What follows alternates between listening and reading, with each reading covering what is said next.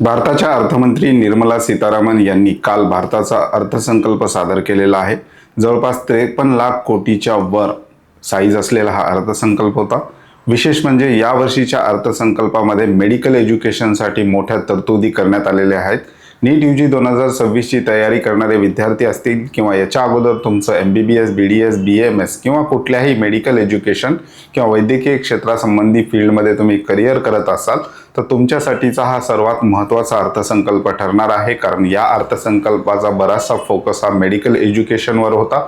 नेमक्या कोणत्या महत्त्वाच्या तरतुदी आहेत, किती कॉलेजेस वाढणार आहेत, त्याचबरोबर मुलींसाठी, त्याचबरोबर वसतिगृहासाठी काय काय तरतुदी या अर्थसंकल्पात करण्यात आलेल्या आहेत. MBBS असेल किंवा आयुर्वेदासुद्धा असेल त्या संदर्भातल्या सुद्धा तरतुदी आलेल्या आहेत. त्याचबरोबर फिजिओथेरपीसह अन्य थेरपी कोर्सेसला सुद्धा त्या ठिकाणी प्रमोट करण्यासाठी बऱ्याचशा तरतुदी या अर्थसंकल्पात करण्यात आलेल्या आहेत. नेमके महत्त्वाचे पॉईंट काय आहेत जे विद्यार्थ्यांच्या दृष्टिकोनातून या अर्थसंकल्पातले महत्त्वाचे आहेत त्याविषयी डिटेल डिस्कशन आपण आजच्या व्हिडिओमध्ये पाहणार आहोत. नमस्कार, मी अंकुश पाटील. तुम्ही पाहताय श्री छत्रपती अकॅडमी पुणेचे यूट्यूब चॅनलवर नवीन असाल तर अशाच माहितीपूर्ण व्हिडिओसाठी श्री छत्रपती अकॅडमी पुणेच्या यूट्यूब चॅनलला सबस्क्राईब करा. नीट UG 2026ची तयारी करत असाल तर श्री छत्रपती अकॅडमी पुणेच्या पेड काउन्सिलिंग सर्व्हिसला सुद्धा आम्ही सुरुवात केलेली आहे. डिस्क्रिप्शन बॉक्समध्ये आमचे कॉन्टॅक्ट नंबर दिलेले आहेत. त्या नंबरला कॉल किंवा मेसेज करून तुम्ही आमच्या पेड काउन्सिलिंग सर्व्हिसविषयी अधिक माहिती घेऊ शकता. असेच अपडेट व्हॉट्सअपवर मिळवण्यासाठी डिस्क्रिप्शन बॉक्समध्ये व्हॉट्सअप चॅनलची सुद्धा लिंक देण्यात आलेली आहे. मुख्य विषयाला आपण सुरुवात करूयात. युनियन बजेट 2026 भारताचा जो काही अर्थसंकल्प आहे मेडिकल एज्युकेशन विशेषतः याच्यामध्ये जे विद्यार्थी MBBS, BDS, BAMS पासून ते अगदी फिजिओथेरपीपर्यंत एखादा कोर्स करण्याचा विचार करत असतील तर त्यांच्यासाठी महत्त्वाचं काय काय आहे. इवन वेटरनरीसाठी सुद्धा काही तरतुदी कालच्या अर्थसंकल्पात करण्यात आलेल्या आहेत. तर ते डिटेल आपण समजून घेऊया पॉइंट पॉइंट. काही प्रमुख तरतुदी खालीलप्रमाणे आहेत. मेडिकल सीटची वाढ ही एक अत्यंत चांगली गोष्ट आहे. जेव्हा एखादं मेडिकल कॉलेज वाढतं त्यावेळेसचा कट ऑफ कमी होण्यास त्या ठिकाणी मदत होते.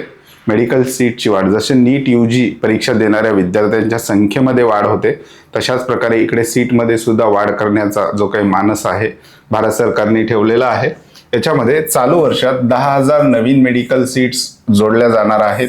पुढील 5 वर्षात एकूण 75,000 मेडिकल सीट वाढवण्याचे उद्दिष्ट आहे. मागील बजेटमधील घोषणेचा हा पाठपुरावा आहे. म्हणजे ही घोषणा जी आहे ती मागच्या वर्षीच्या बजेटमध्ये करण्यात आलेली होती. त्यानुसार 2025ला बऱ्यापैकी सीट ह्या वाढलेल्या होत्या.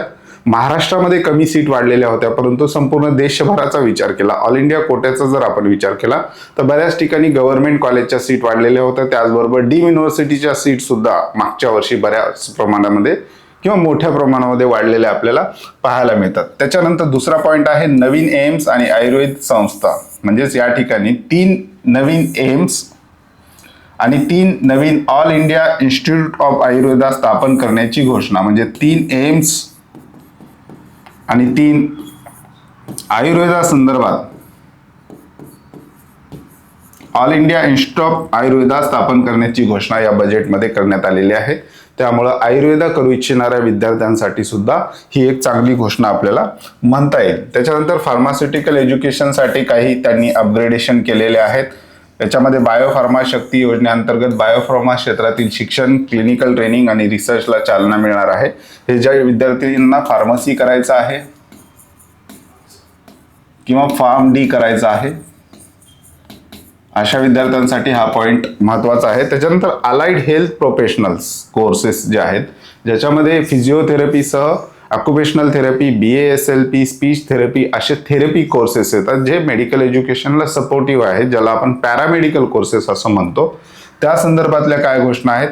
10 नवीन हेल्थ सायन्स डिसिप्लिन जसे optometry, anaesthesia technology, applied psychology, behaviour health इत्यादीमध्ये विस्तार.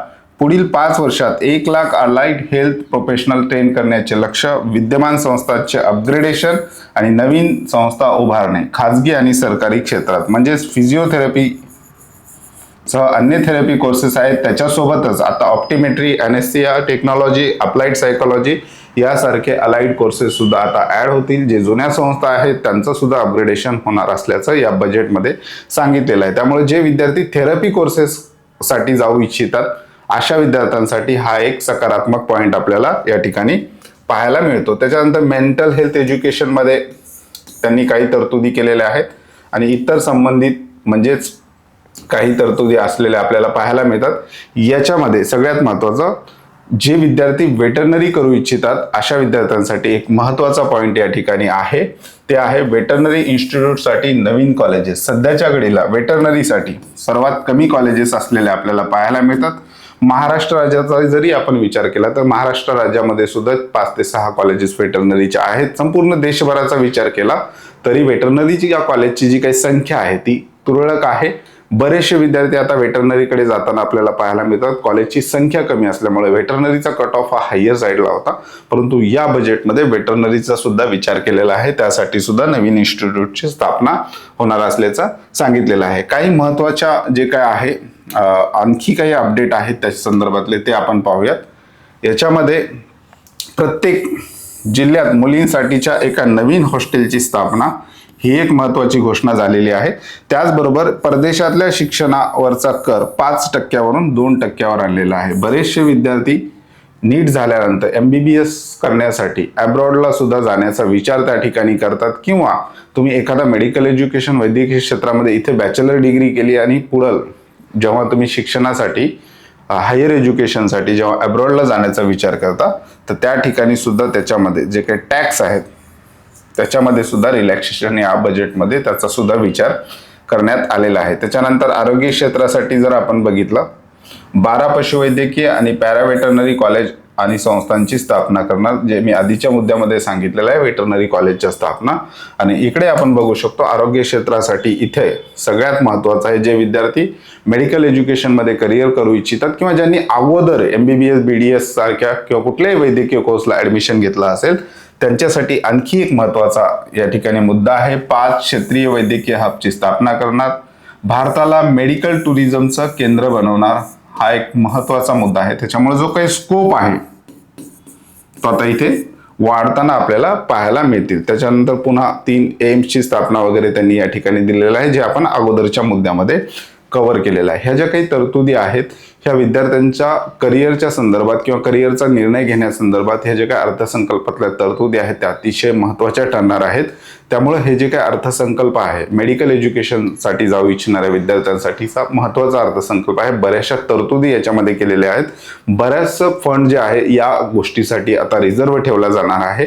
या गोष्टीमध्ये जसा पैसा येईल तसं या गोष्टींमधला स्कोप जो आहे तो आणखी वाढताना आपल्याला पाहायला मिळतात. आता ह्या ज्या काही घोषणा झालेल्या आहेत त्याची अंमलबजावणी पुढील काळात कशा प्रकारे होणार आहे हे सुद्धा पाहणं महत्त्वाचं ठरणार आहे. असेच महत्त्वाचे अपडेट्स तुम्हाला तुमच्या मोबाईलवर पाहिजे असतील, नीटचा फॉर्म भरण्यापासून ते ॲडमिशन होईपर्यंतची सगळी डिटेलिंग म्हणजेच प्रवेश प्रक्रिया होईपर्यंतच्या सगळ्या डिटेलिंग ज्या आहेत त्या आमच्या ऑनलाईन ॲप्लिकेशनमध्ये सुद्धा तुम्हाला मिळणार आहेत. तुमच्या मार्क्सनुसार तुम्हाला कोणतं कॉलेज मिळू शकतं, मागच्या वर्षीचे कट ऑफचे बुकलेट, हे संपूर्ण गोष्टी एकाच ठिकाणी एकाच प्लॅटफॉर्मवर आपण अवेलेबल करून दिलेल्या आहेत. ऑनलाईन ॲप्लिकेशनची लिंक डिस्क्रिप्शन बॉक्समध्ये दिलेली आहे. त्याचबरोबर आमच्या पेड काउन्सिलिंग सर्व्हिसला सुद्धा सुरुवात झालेली आहे. पेड काउन्सिलिंगसाठी आमचे हे कॉन्टॅक्ट नंबर आहेत. डिस्क्रिप्शन बॉक्समध्ये तुम्हाला हे कॉन्टॅक्ट नंबर सापडतील. आमच्या ह्या 2 नंबर व्यतिरिक्त कुठलाही अधिकृत दुसरा नंबर नाही. या 2 नंबरला कॉल किंवा मेसेज करून तुम्ही आमच्या पेड काउन्सिलिंग सर्व्हिसविषयी अधिक माहिती घेऊ शकता. तुर्तास आजच्या व्हिडिओमध्ये आपण इथेच थांबतोय. पुन्हा भेटूयात आणखी एका नव्या आणि माहितीपूर्ण व्हिडिओमध्ये. धन्यवाद.